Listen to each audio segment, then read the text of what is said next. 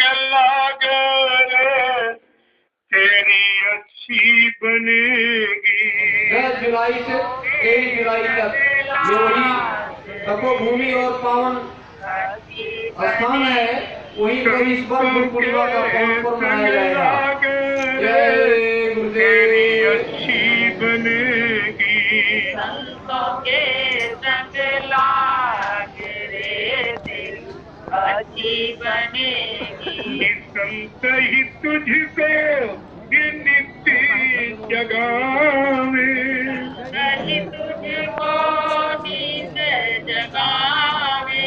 जाग सके तो जाग रे तेरी अच्छी बनेगी। जाग सके तो जाग रे तेरी अच्छी बनेगी। जाग सके तो जाग रे तेरी अच्छी बनेगी। जाग सके तो जाग रे तेरी अच्छी बनेगी। संतों के संग लाग रे तेरी अच्छी बनेगी। संतों के संग लाग रे तेरी अच्छी बनेगी। जिन जिन संत इस शरण को पायो, जिन संते शरण को पायो, तो मानव जीवन इस सफल बनायो। मानव जीवन सफल बनायो। और तू भी समय से लागे रे तेरी अच्छी बनेगी। समय से लाग रे तेरी अच्छी बनेगी। तू भी समय से लागे रे तेरी अच्छी बनेगी। तेरी अच्छी बनेगी। संतों के संग लागे रे तेरी अच्छी बनेगी। संतों के संग लाग रे तेरी अच्छी बनेगी। संत तरस को ये फल जगे भारी, संत तरस को फल जग भारी। और मीरा सहजो ने अपनी संभारी। ने अपनी संभाली। और तू भी समय से लागे रे तेरी अच्छी बनेगी। पूरी समय से लाग रे तेरी अच्छी बनेगी। तू भी समय से जाग रे तेरी अच्छी बनेगी। पूरी समय से जाग रे तेरी अच्छी बनेगी। बिन सतगुरु और बिन सत्संग के, सतगुरु और बिन सत्संग के, बिन सतगुरु और बिन सत्संग के, सतगुरु और बिन सत्संग के, भूल भरम तेरी जाए ना तेरी कैसे बनेगी। भूल भरम तेरी जाए ना तेरी कैसे बनेगी। भूल भरम नहीं जाए रे तेरी कैसे बनेगी। भूल भरम नहीं जाए रे तेरी कैसे बनेगी। संतों के संग लाग रे तेरी अच्छी बनेगी। संतों के संग लाग रे तेरी अच्छी बनेगी। वेद कहे एक कागज की लेखी, वेद कहे कागज की लेखी, ये संत कहे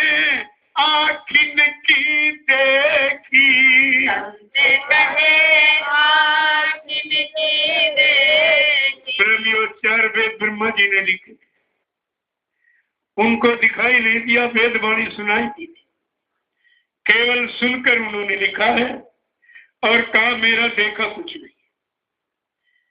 तो हम आपसे पूछे कि आंखों का सुन देखा सच्चा होता कि कान का सुना सच्चा होता? ब्रह्मा जी कह रहे मैंने साधना में बैठ करके वेदवाणी, आकाशवाणी, अमृतवाणी को सुना, देखा नहीं। लेकिन संत महापुरुष अपनी दिव्य आंख को खोलकर, दिव्य कान को खोलकर उस वेदवाणी को सुनते हैं, आकाशवाणी, ब्रह्मवाणी, और उस दिव्य लोकों की सैर करते हैं और दिव्य लोक में रहने वाले जितने भी दिव्य पुरुष हैं सबका दर्शन करते हैं।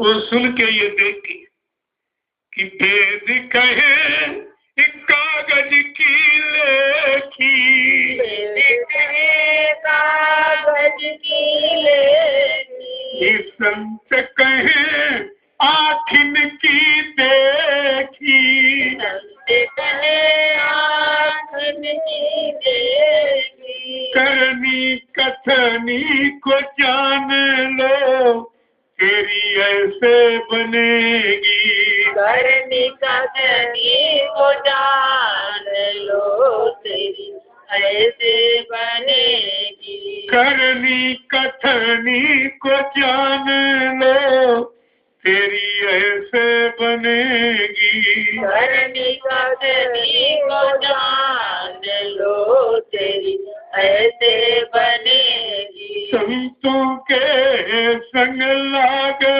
रे तेरी अच्छी बनेगी, संतों के संग लाग रे तेरी अच्छी बनेगी।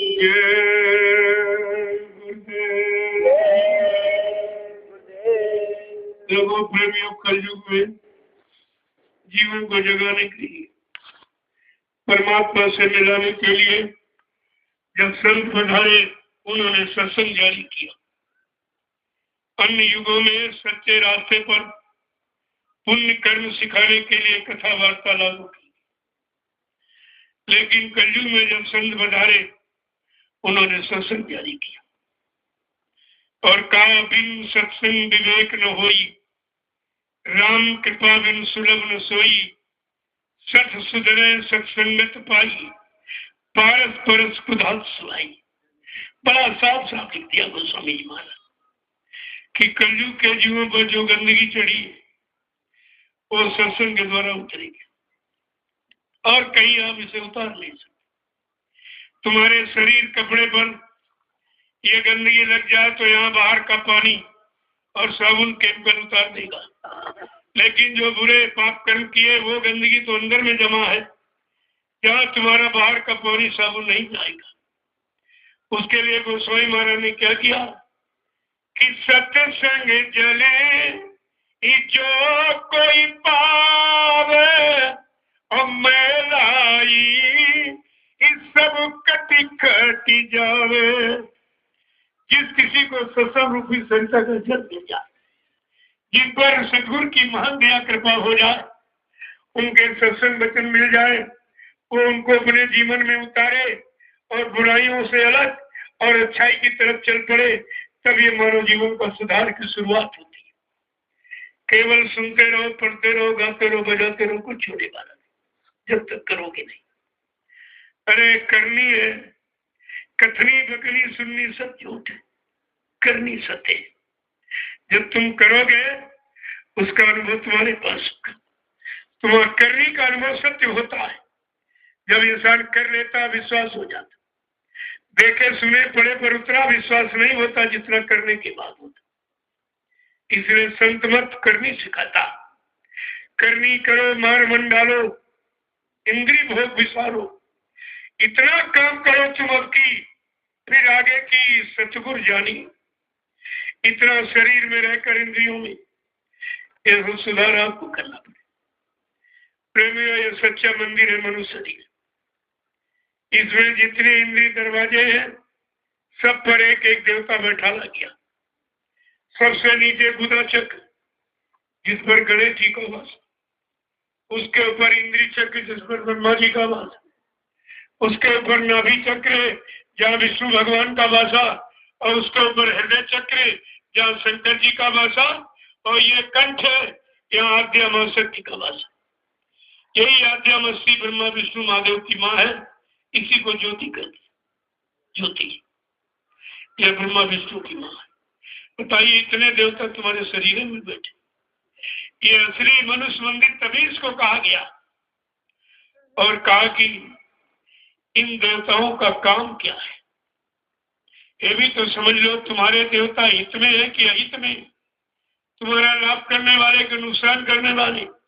गोस्वामी महाराज पूरा हवाला रामचरितमानस में लिख के रखे हैं।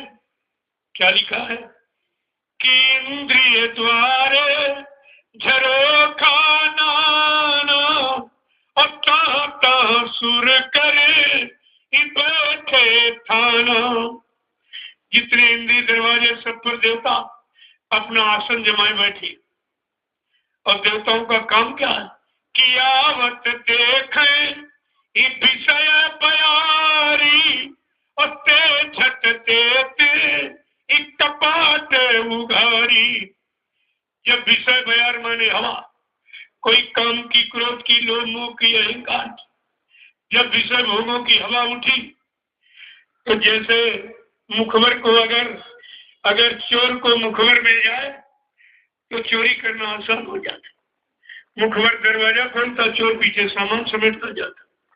ठीक इसी तरह यह देवता मुखबर का काम। क्या लिखा गोस्वामी महाराज ने? आवत देखे विषय बयारी। जब तुम्हारे मनुष्य मंदिर में विषय भोगों की बयार हवा, कोई तरंग उमंग उठती है तो ये देवता क्या कहते? दरवाजा खोल, जाओ डकैती डाल लो, इसका नियम संयम और ब्रह्मचर्य सब खत्म कर दो, इसका विवेक और ज्ञान बुद्धि का हर लो। ये काम है। कितना साफ साफ लिखे। आवत देखे विषय बयारी ते झट देत कपाट उघारी। कहा इन देवी देवताओं को अच्छा क्या लगता? जो इंद्रिय द्वारों पर देवता बैठे इनको पसंद क्या है? क्या लिखा है गोस्वामी महाराज ने कि इंद्रिय सुरन न ज्ञान सुहाई और विषय भोग पर प्रीति चढ़ाई। ये जो दरवाजे इंद्रियों पर देवता बैठे इनको कहते क्या? इंद्रिय सुरन न ज्ञान सुहाई। ये देवता इंद्रियों पर बैठे, इनको ज्ञान, इनको सत्संग अच्छा नहीं लगा। क्या लगता? विषय भोग पर प्रीति चढ़ाई। इनकी विषय भोगों पर प्रगाढ़ प्रीति है, इसीलिए तुम देवताओं को भोग लगाती हो। भोगियों को भोग लगाया जाता और संतों के यहाँ प्रसाद बनवाया जाता है। देखिए कितना होता है।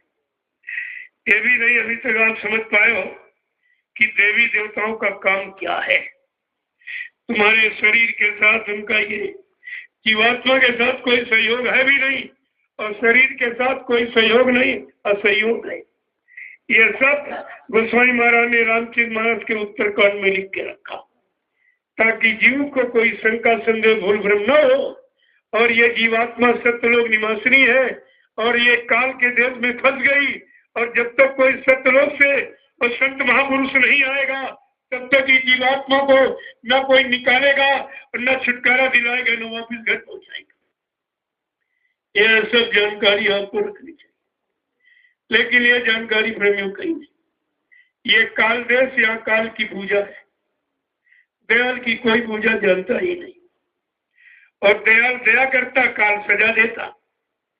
दो भगवान है, एक काल भगवान, एक दयाल भगवान। अब आपको यह सोचना चाहिए, तुमको अपने बुरे पाप कर्मों की सजा सुनाने वाला भगवान चाहिए कि माफी करने वाला चाहिए? ये भी नहीं समझ पाए हो कि हमको सजा सुनाने वाला, मारने वाला, सजा देने वाला चाहिए कि पाप कर्मों की माफी कराने वाला चाहिए? और दोनों में से किसी की पहचान आप न काल भगवान को न दयाल भगवान को जानता है। ये दयाल भगवान की चर्चा अभी 750 वर्षों से सुनी। इसके पहले यहाँ काल की पूजा, 3 युगों से काल की पूजा चल रही। जब जिसकी पूजा करोगे उसी के हवाले हो जाओगे, उसी को हो जाओगे, और उसके बाद जो है वही आपको देगा। जो होगा वही तो देगा। इसलिए प्रेमियों, इस कलयुग के जीवों को भवसागर से पार करने के लिए और जीवात्मा को इसके घर पहुंचाने के लिए संतों का आगमन हुआ और उन्होंने सत्य देश चलने की तैयारी यहाँ कराई। काल के देश से छुटकारा पा जाओ, अपने सच्चे घर मुकाम मंडल लोग पहुंच जाओ, इससे बड़ा और कोई कार्य नहीं। सबसे मुख्य कार्य यही है, जिसको अभी तक बेचारा जीव जान ही नहीं पाया, क्योंकि जब सत्यलोक से कोई आया नहीं था, संत महापुरुष आए नहीं, चर्चा हुई नहीं, जानकारी दी गई नहीं, तो फिर बेचारा जीव वही पुरानी कार्यों में पड़ा हुआ। लेकिन जब माँ के पेट से बच्चा पैदा हुआ, बड़े ध्यान से सुनिए, चाहे हिंदू घर में हो चाहे मुसलमान की, क्या किसी माँ ने अपने बच्चों को अंडा खिलाया, मुर्गा बकरा मछली खिलाई, शराब पिलाई? कि हर माँ ने अपने बच्चों को अपना दूध पिलाया? ये दूध है शुद्ध शाकाहार, यानी हम सब लोग जन्म से शाकाहारी पैदा ही हुए। हमारा जन्म शाकाहारी सदाचारी ब्रह्मचारी बनकर ही आप पैदा हुए हो। लेकिन अब जैसे परिवारों में जन्म हो गया, परिवार का जैसा खान पान मिला, परिवार की जैसी कमाई खाई और आपने जैसी संग सोहत अपनाई, बस उसी का ये सब बिगाड़ है। ये जितना बिगाड़ समाज परिवारों देश में देख रहे हो, सब उसी का बिगाड़।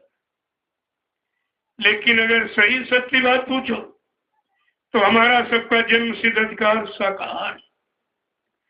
जब शाकाहार, तो बच्चे में कितना उल्लास, कितना प्रेम, कितनी चेहरे पर यानी ममता, हर लोग उसको प्यार करते, हर उसको, कोई नहीं।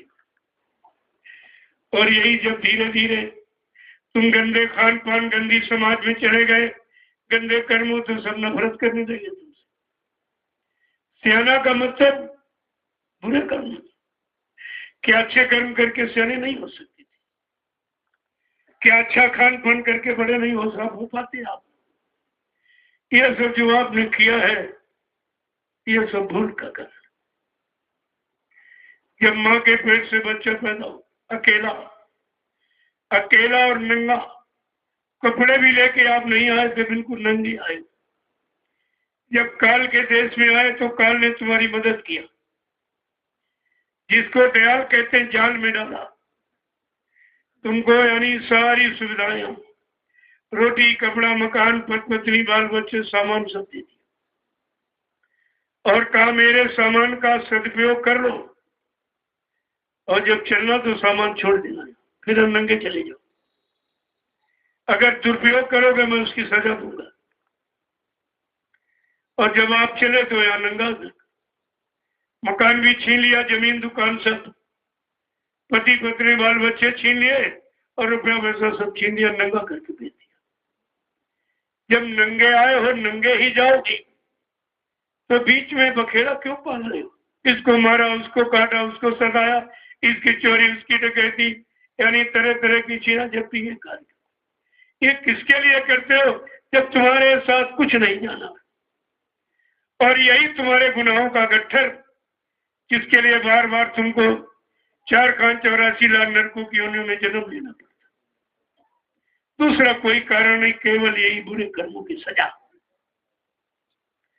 तो कहा तुमने धोखा हो गया, जितना तुमने मसाला बनाया, परिवार बनाया, सामान बनाया, मकान बनाया, जमीन बनाया, कहा ये सब यहीं पर छूट जाएगा।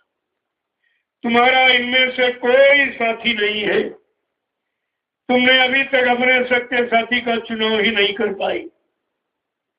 महापुरुष से याद दिलाने के लिए क्या कह रहे हैं कि जिंदगी में हजार